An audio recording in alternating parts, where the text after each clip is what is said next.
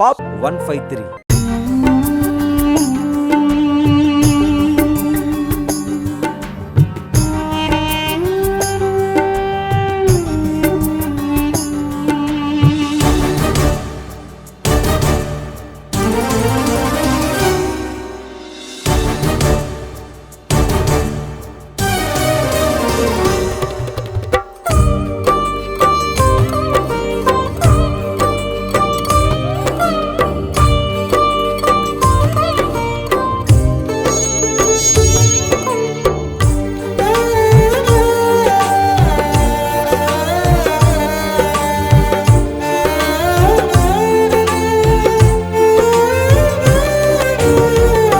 నా ప్రాణమా నాలో నీవు ఎందుకిలా కృంగుచున్నావు?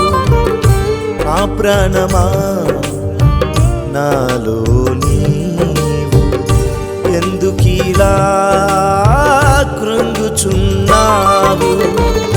నా యేసు చేసిన మేలులను, నా యేసు చేసిన మేలులను నీవు ఎన్నడూ మరువకుమా, ఎన్నడూ నీవు మరువకుమా.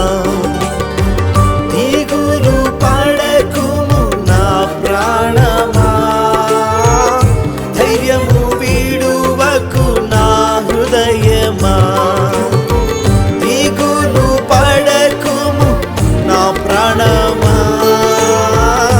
ధైర్యము వీడువకు నా హృదయమా. నా ప్రాణమా నాలో నీవు ఎందుకిలా కృంగుచున్నావు?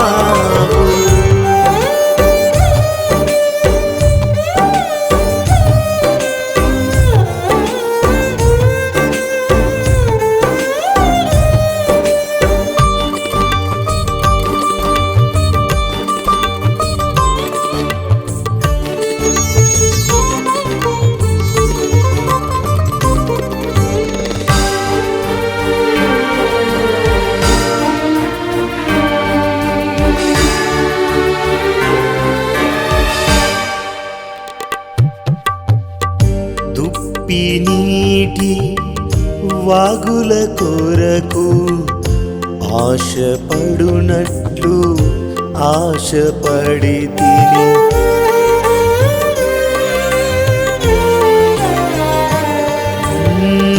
దుప్పి నీటి వాగుల కొరకు ఆశపడునట్లు ఆశపడి తిని, జీవజలమై దప్పిక తీర్చెను, జీవజలమై దప్పిక తీర్చెను. ఎందుకే నీకు వేదన, ఎందుకే నీకు ఈ దిగులు?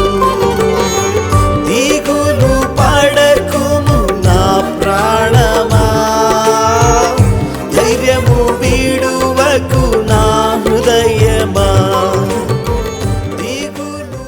దేవుని పరిశుద్ధ గ్రంథంలో నుండి రూతు గ్రంథం 2వ అధ్యాయము 4వ వచనం వరకు, మొదటి నుండి 4వ వచనం వరకు చదువుకొని ధ్యానం చేసుకుందాం. నయోమి పెనిమిటికి బంధువుడు ఒకడుండెను. అతడు చాలా ఆస్తిపరుడు. అతడు ఎలిమెలెకు వంశపు వాడై ఉండెను. అతని పేరు బోయాజు. మొయాబీరాలైన రూతు, అమ్మ ఇప్పుడు 4వ వచనం చదువుదామమ్మా. మొదటి వచనం చదివాం, 4వ వచనం లేక వచ్చేద్దామమ్మా. బోయాజు బెత్లెహేము నుండి వచ్చి, యెహోవా మీకు తోడయుండునుగాక అని చేను కొయ్యివారితో చెప్పగా, వారు యెహోవా నిన్ను ఆశీర్వదించునుగాక అనిరి. ప్రభునందు ప్రియమైన సహోదరులారా, సహోదరులారా, మనం చదువుకున్న పరిశుద్ధ గ్రంథంలో ఒక మనిషిని జీవిత చరిత్రను బైబిల్ వివరిస్తూ ఉంది. ఒక్కొక్కరి జీవిత చరిత్ర ఈ లోకంలో చూస్తే ఒక్కొక్క విధంగా మనకు కనబడుతుంది. కొందరి జీవిత చరిత్రలు వింటే బాధాకరంగా ఉంటుంది, వేదనగా ఉంటుంది. కొందరి జీవిత చరిత్రలు చెప్తూ ఉంటే లేక వింటూ ఉంటే అసహ్యమని కూడా అనిపిస్తుంది. కొందరి జీవిత చరిత్రలు చెప్తూ ఉంటే ఎంత ఆనందమో అనిపిస్తుంది, ఎంత సంతోషమో అనిపిస్తుంది. మానవునికి చరిత్ర ఉంది. మానవుడు చరిత్రకారుడు. మానవ జీవితంలో చెడ్డ చరిత్ర, మంచి చరిత్ర తన జీవితంలో ఖచ్చితంగా ఏదో ఒకటి ఉండి తీరాలి. నా సహోదరులారా, సహోదరిలారా, నేను సేవకుడను కాకముందు నుండి మహాభక్తుల జీవిత చరిత్రలు ఎక్కువగా నేను చదివేవాడిని. అనేక భక్తిపరులైన, ప్రార్థనాపరులైన తల్లుల యొక్క జీవిత చరిత్రలు చదివేవాడిని. ఒక్కోసారి రాత్రి పొద్దుపోయేది, చదువుతూ ఉంటే అలాగనే చదవాలనిపించేది.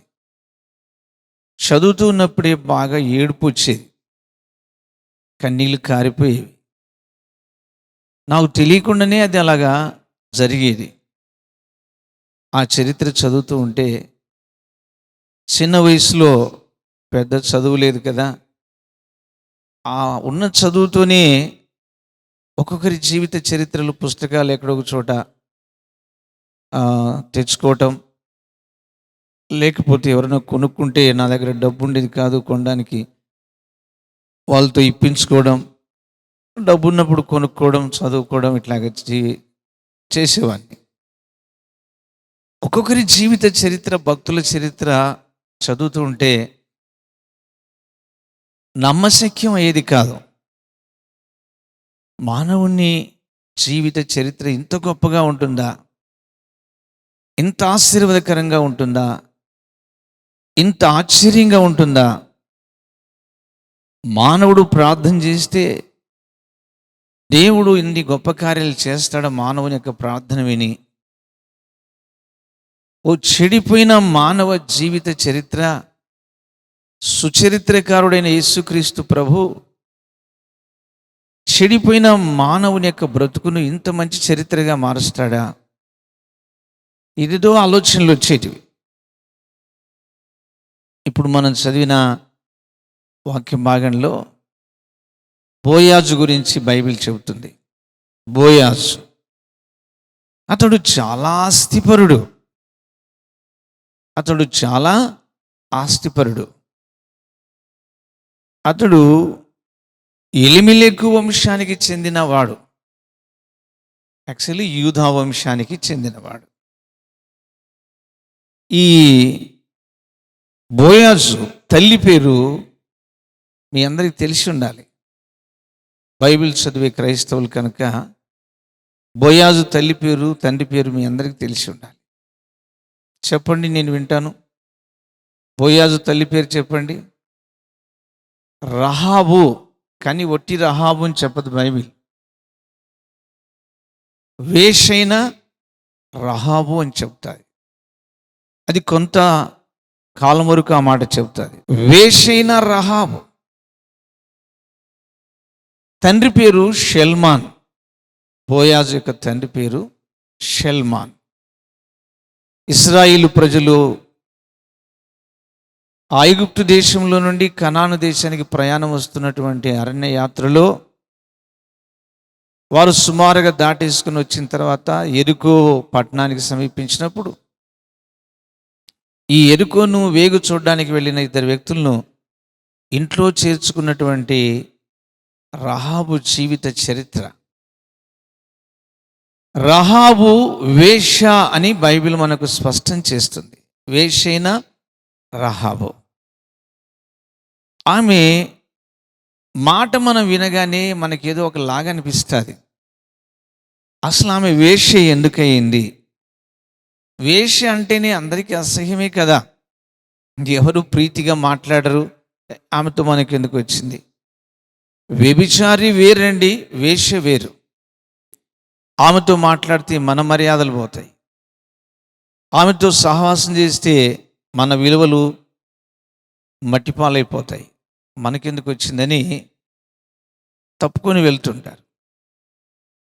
వేశ్యలు ఎందుకు అవుతారు అన్నది మనం మొట్టమొదట తెలుసుకోవాలి. ఏ తల్లి, ఏ స్త్రీ తన జీవితాన్ని అమ్ముకొని బ్రతకాలని ఎప్పుడు కోరుకోదు. వారి పరిస్థితులు, వారికి నిజ దేవుడు తెలియకపోవడం ఒకటి ప్రధానమైంది. వారికి చెప్పేవాళ్ళు లేక రెండు, వారికి సహాయం చేసేవాళ్ళు లేక మరొకటి, వారిని తల్లిని తల్లిగా, ఆడబిడ్డను ఆడబిడ్డగా చూడక అహంకారంతో, కామత్వంతో వారితో చెలగాటమాడుకొని వారికి 10 రూపాయలు డబ్బులు ఇచ్చి వారి జీవితాలను ఆడుకుని జీవించేవాళ్ళు మరికొందరు. కొన్ని సంవత్సరాల కిందట ఆదివారం రోజు ఒక అమ్మాయి మన యేసుకృప మందిరానికి వచ్చారు. అది 2వ ఆరాధన అనుకుంటాను. ఇక ఆ ప్రార్థన అయిన తర్వాత నేను అందరికీ వ్యక్తిగత ప్రార్థన చేస్తున్న చేతులు పెట్టి. ఆ వేళ జనములో ఈ అమ్మాయి వచ్చారు.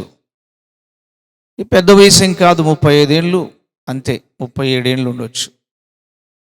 2 చేతులు జోడించి ఏడుస్తూ స్వామి నమస్కారం అన్నారు. నేను వెంటనే అనుకున్నాను, ఈ బిడ్డ క్రైస్తవ బిడ్డ కాదు, ఈ బిడ్డ ఏదో కొత్తగా మందిరానికి వచ్చినట్టున్నారు అని. నమస్కారం అమ్మా, వందనాలు అన్నాను. స్వామి, నీతో నేను ప్రత్యేకంగా మాట్లాడాలి, మీ వాళ్ళందరూ మీ చుట్టూన్నారు, నేను మాత్రమే మీతో మాట్లాడాలి, మీరు మాత్రమే వినాలి అన్నారు. పర్వాలేదమ్మా చెప్పు, వాళ్ళు తప్పుకుంటారులే, చెప్పమ్మా అన్న. దగ్గరికి వచ్చి మీరు వినాలి.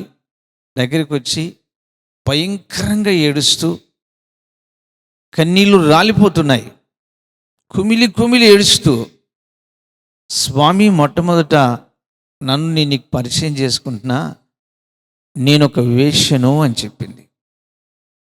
నేను ఒక వేశ్యను స్వామి అని చెప్పింది. అమ్మ, నన్ను స్వామి అనొద్దు, నన్ను అన్నయ్య అని పిలువు, లేకపోతే నీకు పెద్దగా అనిపిస్తే అంకుల్ అని పిలువు అమ్మా. సరే అంకుల్ అనే పిలుస్తా అన్నారు. పిలువు అమ్మా, చెప్పమ్మా అన్నాను. నేను ఒక వేశ్యను. ఇందాక మీరు వాక్యం చెప్పారు కదా, వేశ్యైన రాహాబును దేవుడు నీతిమంతురాలుగా మార్చాడని. ఈరోజే నేను చర్చికి రావడం, ఈరోజే ఆ వాక్యం వినడం, నా బ్రతుకు కూడా అదే కదా అని నేను అటుంటే అటు వెళ్ళిపోకుండా నా జీవితాన్ని మీతో చెప్పుకోవాలని వచ్చాను. నా జీవిత చరిత్ర అందరికీ అసహ్యమే అంకుల్, ఎవరికైనా నా జీవితం అన్నది అసహ్యమే. నేనన్నాను, పోనీలేమ్మా, దేవుడు అందరినీ క్షమిస్తాడు, అందరికీ సహాయం చేస్తాడు, ఆయన ప్రేమగల దేవుడు, ఆయన ఎవరిని అసహించుకోడు, మీ జీవితాన్ని ఉన్నతంగా మారుస్తాడులేమ్మా అని నేను చెప్పాను.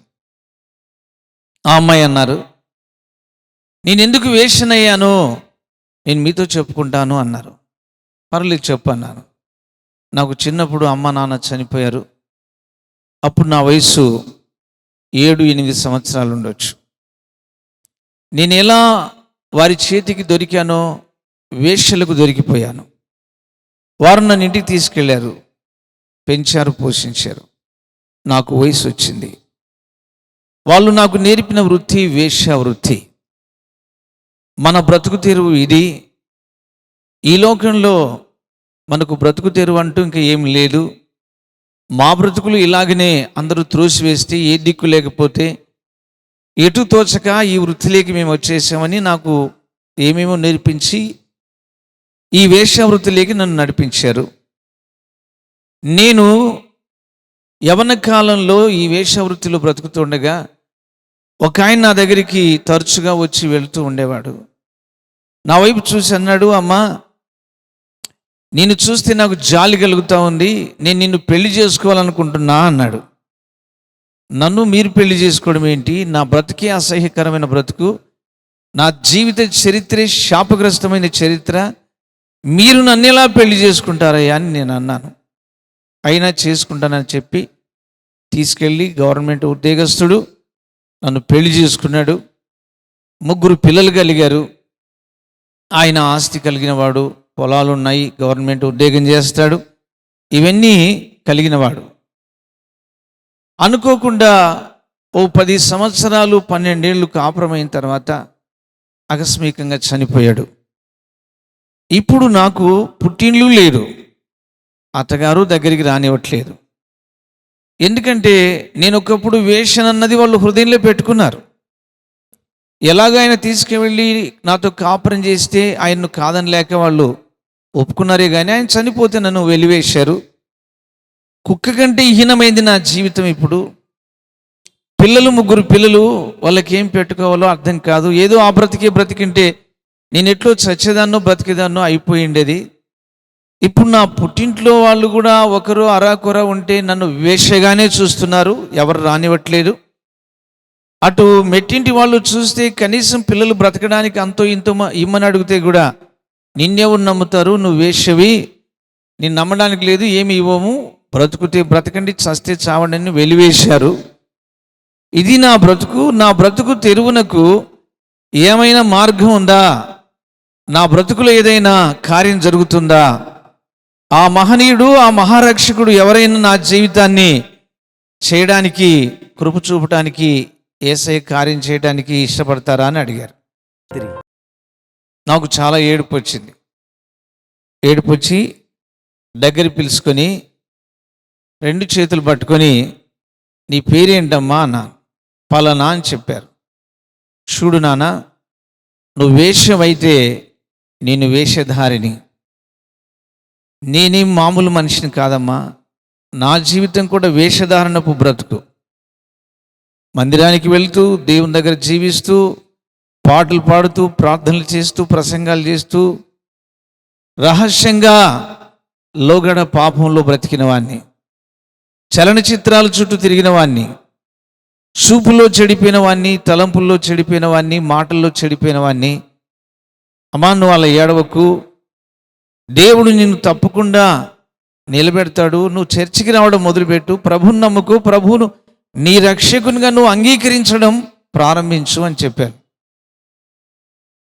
అయ్యా, మొట్టమొదటిసారిగా నేను దేవుని మందిరానికి వచ్చాను. నాకు ఈ మందిరం గురించి ఎవరో చెప్తే నేను వచ్చాను.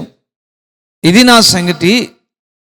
మీరు నన్ను అసహించుకోరు కదా, ఇక్కడ ఉన్నవాళ్ళు నన్ను అసహించుకోరు కదా, ఎందుకంటే ఈ లోకం వేశ్య అంటే అసహించుకుంటుంది. కాబట్టి నా జీవితాన్ని మీరు అసహించుకోరు కదా, అసహ్యమైన బ్రతుకులో ఉన్నాను కదా అని చెప్పి అన్నారు. అమ్మ, మేము ఎవరిమైనా అసహించుకోవచ్చేమో, కానీ నేను ప్రకటిస్తున్న యేసయ్య అసహించుకునే దేవుడు కాడు. హత్తుకునే దేవుడు, ఎత్తుకునే దేవుడు, క్షమించే దేవుడు, చక్కబెట్టే దేవుడు, నీ జీవిత చరిత్రనే సుచరిత్రగా మార్చే దేవుడు నా ప్రభు. ఆమేన్. ఎక్కడైతే తెలిసి తెలియని దుర్గతిలో పడిపోయావో, ఎక్కడ అవమానాల పాలైపోయావో, ఎక్కడ త్రోసేయబడ్డావో, ఎక్కడ వేషగా దృష్టించబడ్డావో, ఏ లోకమైతే నిన్ను అసహ్యంగా చూస్తుందో ఆ లోకం ఎదుటనే నీ జీవిత చరిత్రను సుచరిత్రగా మార్చగలిగిన రక్షకుడమ్మా యేసయ్య. అది నేను చెప్పగలను, ఆయన చేయగలడు, నేను చూడగలనమ్మా. నువ్వు క్రమంగా మందిరానికి రావటం నేర్చుకో. ప్రార్థన చేసి పంపించాను. చక్కగా మందిరాన్ని రావడం మొదలుపెట్టింది.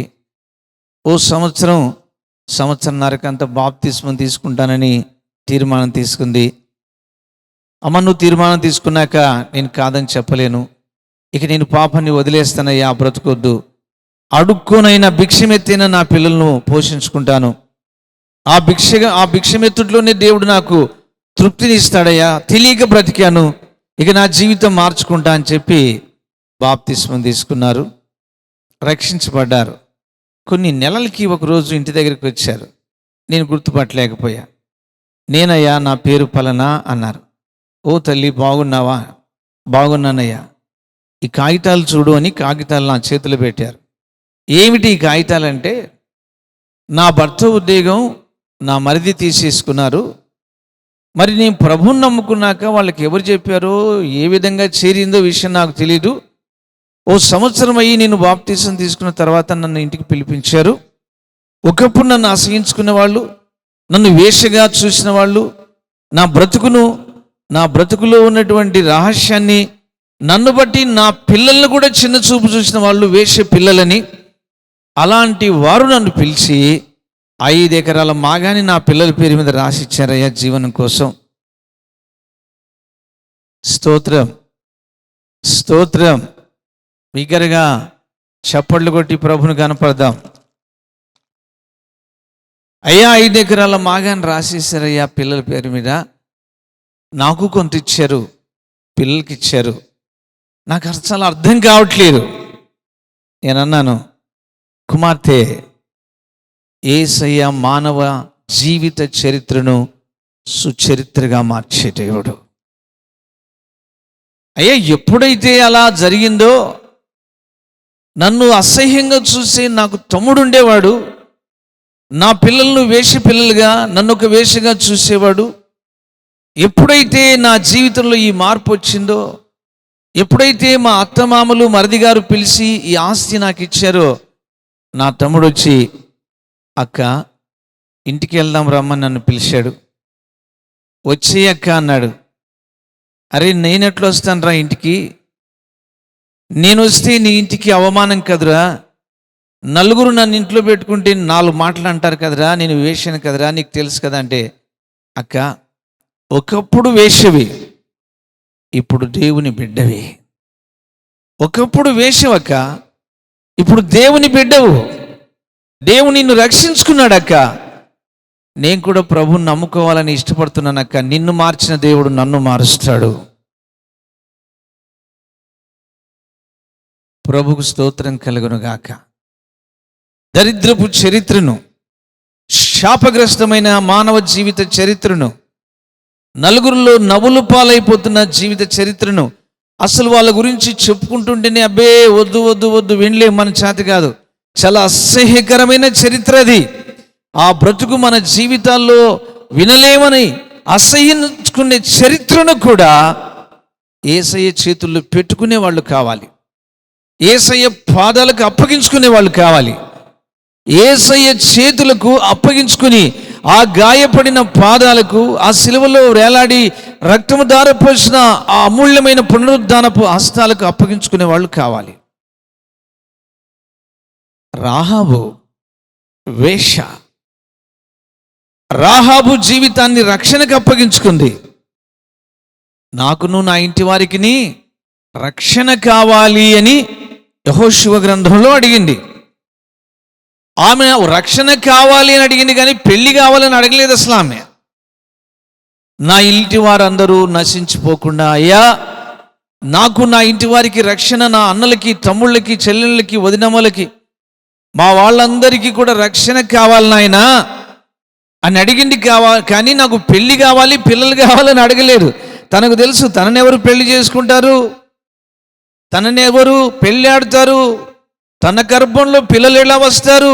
ఒక వేష కడుపులో ఎప్పటికి పిల్లలు పుట్టరు. వేష ఎప్పటికీ గర్భం ధరించడానికి ఇష్టపడదు. ఎందుకంటే ఆ పుట్టబోయే పిల్లలకు పరిస్థితులన్నీ దిక్కుమాలిన పరిస్థితులు అవుతాయని, ఆమె వేశ్యావృత్తికి అది ఒక అడ్డమని గర్భము ధరించడానికి దగ్గర వేషలు ఎవరు కూడా గర్భము ధరించడానికి ఇష్టపడరు. నా సహోదరులారా, సహోదరీలారా, ఆమె అడిగింది రక్షణ. అయితే యేసయ్య ఆమెను రక్షించి తీసుకుని వచ్చిన తర్వాత యూదా గోత్రికుడైన నయోసోను కుమారుడైన షల్మాను ఆమెను పెళ్లి చేసుకునేటట్టుగా దేవుడు అద్భుత కార్యం చేశాడు.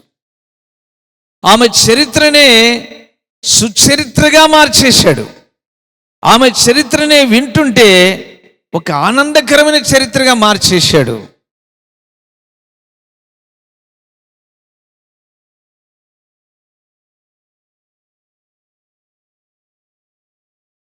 కృప కలిగిన తండ్రి,